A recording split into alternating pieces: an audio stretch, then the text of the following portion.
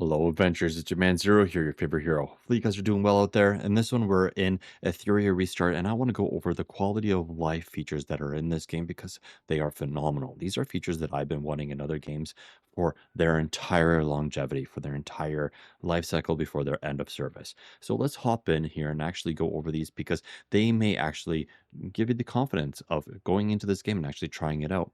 So first, I do want to make a caveat and note that this game is not the Honkai Star Rail killer. Definitely not. This is kind of more, in my opinion, a Raid Shadow Legends killer. This game is much more like that, much more of a similar grind and kind of play style to that game versus Honkai Star Rail, which has far more kind of exploration. This game does have a little bit of exploration, but not so much. Basically, once you complete the storyline, it's all Raid Shadow Legends through and through. So let's hop in and actually first go over the quality of life improvements for battling. I think you're going to be really, really surprised by these. All right, so this is the battles of for the actual skill mats and stuff like that that you need basically per every individual element based on the character and so on. You guys will experience those as we go. But what we're really focusing on is the actual improvements and actually quality of life in the actual battle experience itself. So let's hop in here. You'll notice that there is no button right here, but there will be something that shows up once I complete this. So let's hop in, and you can actually see it what kind of stuff we're going to be getting here. So the first thing that I do want to mention is the game does remember and retain the lineup that you previously used, and you can actually create your own preset teams. So as you move, you can basically make additional teams here that like you can swap out. So let's just say here in this situation, this is all blue enemies and earth is strong to blue. Well, you can actually use your a filtering based system to actually switch and you can confirm it and you can see all the characters that are specific to it. So I'm actually just going to just remove everybody here and like do that complete just a roster of just those characters. So that is a pretty good roster in all honesty, and now they can do their battling. That said, you can actually even save this roster. So I can save this new formation, and now I have a formation in here for basically my earth users. And now right before I start a battle, you do have the options here in the top right corner. You see that there is a X3. Well, you actually have the ability to change your speed of your battle. So you have your X1, X2, and X3 different levels, as well as you have the ability to change it between auto and manual. The nice thing is that this is even on the first time that you're doing the battle. So you don't have to complete it one time before being able to actually enable the automated system. So now let's actually hop in and actually do this battle. And there's another feature in here that I want to show you. So right now it's running at 3. You can actually switch this back like whenever.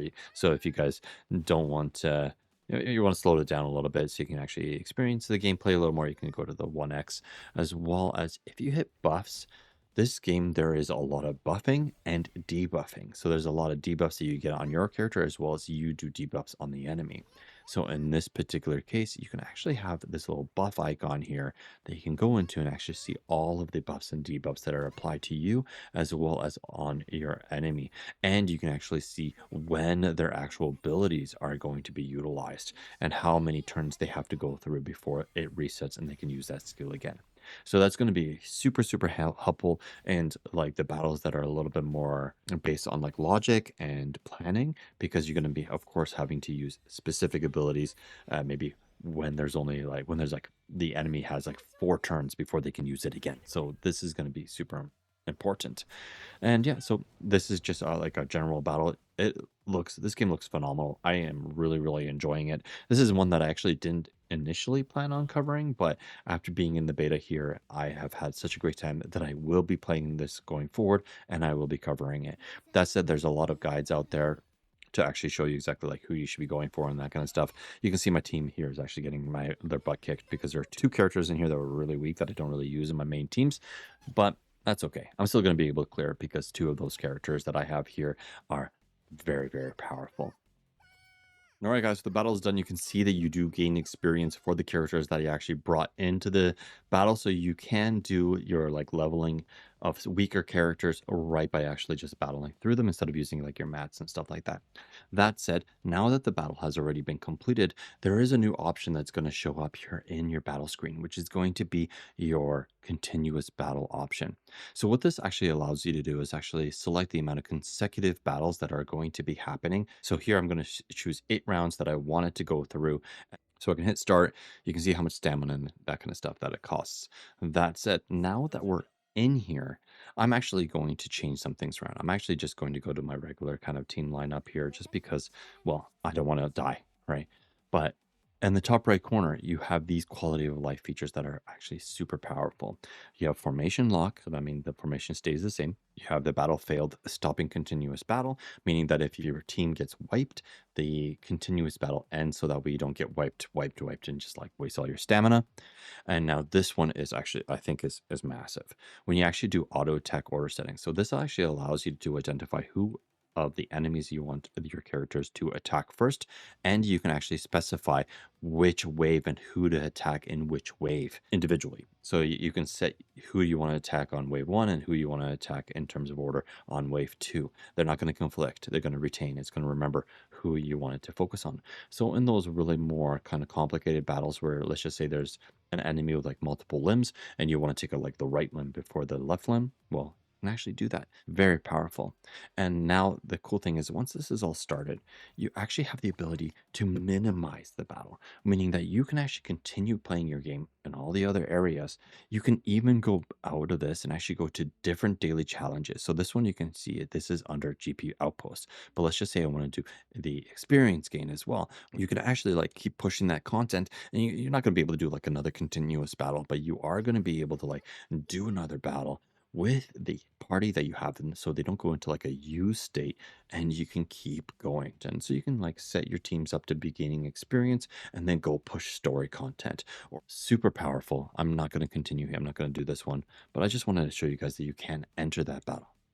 Right. And you can see that now that I exited that battle and you can see how many I've actually completed so far. And you can jump back on them or stop the battle in itself. So right now it's in the second battle and I can even go in and actually take a look at them, see how they're doing. And you can actually see it's actually right where the game left off in the artificial state, right? So it did continue even though I wasn't in the actual screen. And you can still minimize and you can exit and you can change your formation, all that stuff. And now I'm actually going to show you guys the quality of life features in the actual character select screen area. So here you actually have your characters and you have your full roster. You can actually filter these characters based on their elemental type. So that's nice, as well as you can do a orientation based on ascension order and change them by like SSR and type and the amount of star levels. So a lot of good different abilities to filter. Now, when you're actually in your actual character screen, if you hit modules, right off the bat, you see all your different pieces of gear. And on the right side here, you see your matrix effect achieved based on these like kind of like icons. So you can see these are like accuracy icons, which is the harvest. You can see I have 4 because I have 1, 2, 3, 4 of them right here. That said, you can drop all of the gear if you wanted to. There's a button that lets you just drop it all, as well as there is loadouts. So we have gear loadouts already within the game. This is normally something that like we see way later on. So you can see here, you can actually save a brand new one. So you can go save plan. I want to save this one. Now it's saved and it's retained and I can go to it whenever I wanted to. And say I wanted to go back to this one, I can click on it and I can go confirm replacement and it swaps everything over. As well as this is not specific to a specific unit. So if I was actually to go over to, let's just say, a different character completely, I can actually hit on the loadouts and actually select the one that I want to utilize. So let's just say I want to go to the custom gear one here and I can confirm it and actually just put that loadout even on my healer. And then I can actually have a healing one. So I'll just utilize that and I'll just confirm replacement and switch back up.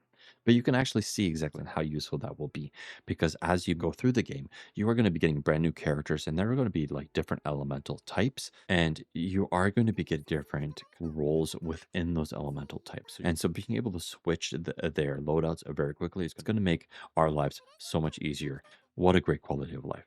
Now, I want to go over some of the quality of life that we have for the shells. So this is kind of like a sprite that you actually have on your unit, and it actually have passive effects as well as regular skills.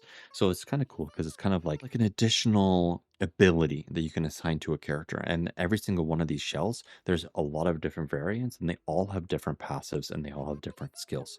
So something that I want to go over when it comes to the shells is some of these other quality of life improvements. So here we have, let's just say this character here.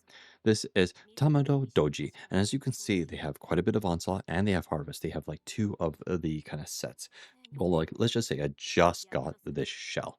And unfortunately, I have been already working on another shell of the same variant, but that one is like completely leveled up. So I have in this situation here, I have a shell already. This one is level 10.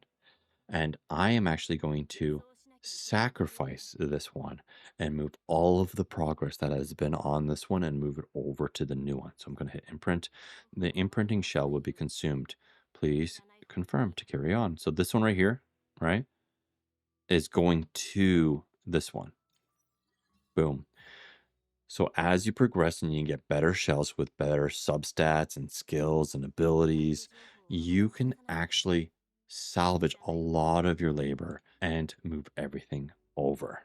There is another feature here in these characters, and this is called reconfigure. Click on it and you can re-roll this based on with the experience. This now I got a purple, which is a better one, which increases the Animus's defense. So I'm going to overwrite, and now I have that retained. And on top of all of this, on the shells themselves, if you actually have the ability to recycle. So if you have shells that you're no longer using, you can actually sacrifice them, or rather recycle them, and then you gain back the actual training currency.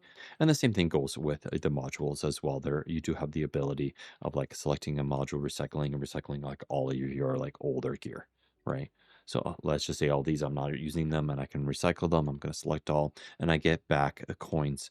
And that's really it for this video, guys. Hope you did like it. Here I can actually grab my completed kind of results here, and you can see how that works. And I can hit even play again, right? And then it does another 8. Like, that's phenomenal. And it stays in the screen that I was already on. It doesn't take me back into it. Wow. Hopefully you guys like this video. Please do like, sub, and subscribe, and I'll catch you guys on the next one. And I hope you jump into this game. It isn't beta right now, but I think it releases in like 30 days. I'm excited. Take care, adventurers. Be well.